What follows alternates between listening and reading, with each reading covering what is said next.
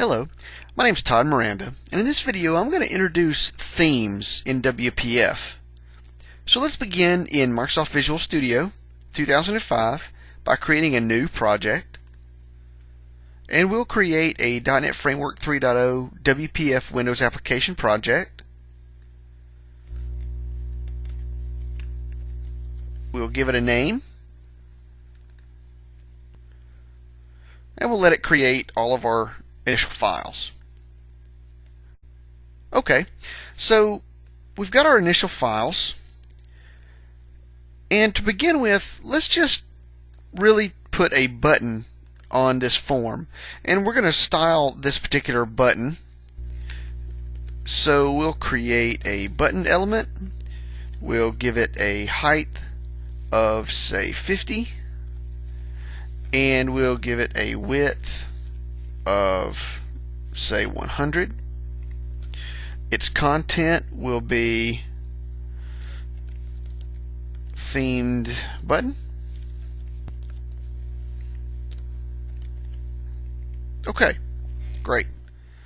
Now, the idea behind themes in WPF is really to create the default style for a particular element in an application. We obviously know that through styles and through programmatic code we can change the way the control looks, but themes really give us that default look. And it's nice to give a particular theme that kind of corresponds to the different themes that are available in the different operating systems. So for Vista, obviously you have Arrow, normal color. For Windows XP, and you also have Windows Classic. For Windows XP, you've got Luna, and you actually got Luna normal color, and Luna Homestead, Luna Metallic, and so on and so on. The newer Zune theme is also another theme, and if you want your application to really kind of fit in with Windows and a lot of the other applications that are part of the operating system, when the style or when the theme of the operating system changes, you'd like your application to reflect that theme as well. So that way your application can have the same changes that other applications go through when the theme is changed and the look and feel of your application changes correspondingly. So bottom line is, we're going to look at exactly how we would go about making those particular changes. So we've got a button, and we'll just put the button on this form and move it up a little bit higher. To begin including theme support for your application, one of the first things you need to do is create a themes directory. So we'll right click and add a new folder, and we'll call that folder Themes. Okay, so that gives us our themes folder, and now we need to create, inside the themes folder, we need to create a resource dictionary for each theme that we want to provide a particular look and feel for. So we'll begin by creating add new item. We'll create a resource dictionary for WPF, and this first one we'll name for the Vista theme. So we'll go Arrow normal color, arrow dot normal color dot XAML. So if you notice, the theme files are named by the theme name and the color scheme, and then followed by .xaml. The only one that doesn't follow that convention is the Windows Classic theme, because there's not really a color scheme that goes along with that. So it is simply called classic.xaml. So let's go ahead and create that theme as well. So we'll do project, add new item, resource dictionary. This one will be called classic. Okay, so we've got our arrow.normalcolor and we've got our classic.xaml. Now, in case we don't have either one of those themes being used, we always need to provide, when we're doing theming support, we always need to provide a generic.xaml, and the generic.xaml is really our fallback. It's our fallback dictionary in case there's not a corresponding dictionary to the current theme or to the current theme and color scheme combination. So let's do, we'll choose themes, we'll do project, we'll do add new item, we'll do a resource dictionary, and we're going to call this one generic. Okay, so there's our three resource dictionaries that we've created, and we'll go ahead and create a style block in each one of these guys, and we'll style the buttons slightly differently for each one of them. So we'll create a style. We're going to do a target type equals X type button,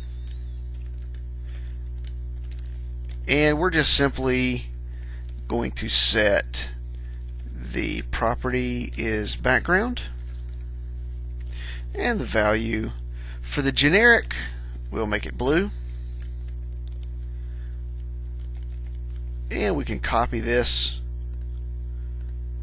to our others as well, except that we're going to go in and change.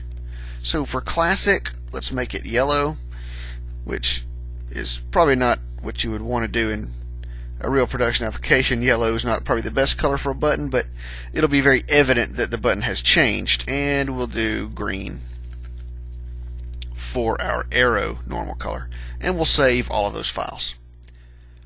Alright, so now to recap, we've created our themes directory, we've created our generic.xaml, we've created a theme file for our Windows Classic theme, and for our arrow normal color theme.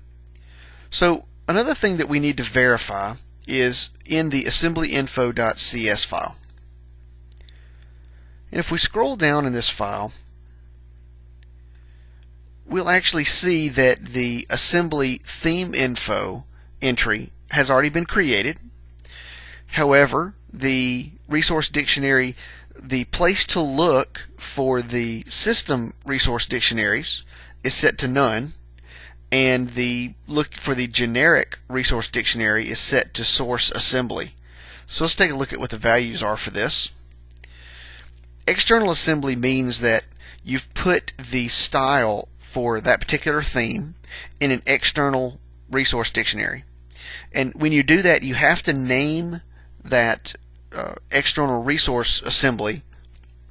You have to name it specifically, and that specific name needs to be assembly_name.themename.dll, and the assembly name should match the current assembly's name, and then the theme name obviously should match the theme name for a particular theme you're looking for. For instance, you would have, in this case, you might have HDI-WPF-themes-cs.arrow.dll, or HDI-WPF-themes-cs.luna.dll if you wanted to do that. And then you would specify external assembly. The plus with doing that is you'd be able to recompile that external assembly if you wanted to add or edit your theme information without really having to recompile the application. You could do that as just a recompile of a single external assembly. None obviously tells it that you don't want it to look for those theme files, and source assembly indicates that it's located within this particular assembly's source. So let's use source assembly for that. And then the second parameter is the same thing.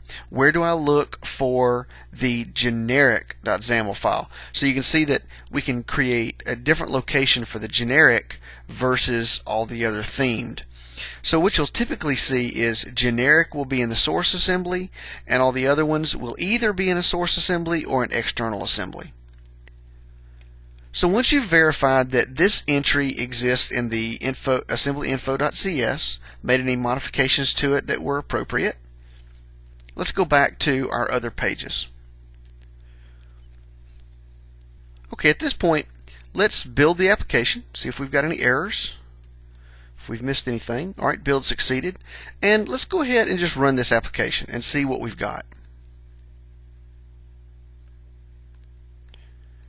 Okay, so there's our window, and you see our button in our window.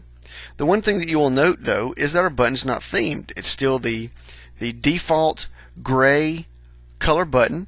When you hover over it, you get that same blue that's part of the default theme. So things didn't work, or at least it looked like things didn't work. Well, the reason why is this. When we're trying to style custom controls, our own custom controls that we create, that'll work fine. Because as I said in the beginning of the video, the idea behind themes is to give the default style for a particular control. So if you create a custom control, then you can go ahead and provide its quote-unquote default style. However, for any built-in control in Windows, it already has a default style. It comes with a default style. So effectively doing what we've done so far with themes is ignored because it has a default style. It's not looking for a theme file to provide its default style. So how do we tell our application to use our theme information to override the themes or the style information that's provided as the default for built-in controls? Well, we do that through the app.xaml, and we're going to use a resource dictionary to do that, and we're going to use a special type of markup in our resource dictionary, and we'll take a look at what that is. So let's begin in our application resources, and we'll create a resource dictionary. And in there, we're going to create a resource dictionary.merge to dictionaries. And the reason we would do this is typically in your application.resources, you're going to have some other resource dictionaries that are included. So you'd want to use a merge to dictionaries so that you include more than one at a time. So we're going to create our resource dictionary, and in this case, our only resource dictionary. And we're going to use its source attribute. And we're going to set the source attribute to this new markup element that we may not have seen before, and it's the theme dictionary extension. So we'll specify theme dictionary, and then we'll specify, technically we could specify assembly name equals. However, we can leave assembly name equals off. It will be assumed for us, and we can just simply type the assembly name for our particular application. So we've got HDI-WPF-themes-CS. Okay, so the theme dictionary extension allows us to override the default styles for built-in controls. So we do that, and we close that particular resource dictionary, and that is all that's necessary to tell our application to override the default styles that come with any of those controls and use the styles that we've provided. So let's begin by building our application, and we see we got a build succeeded, so let's run it. And now we take a look at our window, and we see that our button is now themed with background green, which is our arrow.normalcolor.xaml. So we see that we've overridden the default styles for this particular button, and we've been able to style it using our theme for arrow, because I'm running Vista actually right now. So let's do this. I'm going to close this, and I'm going to minimize our application there. I'm going to go to personalize, go to theme, and I'm going to choose Windows Classic as the theme. I'll do OK.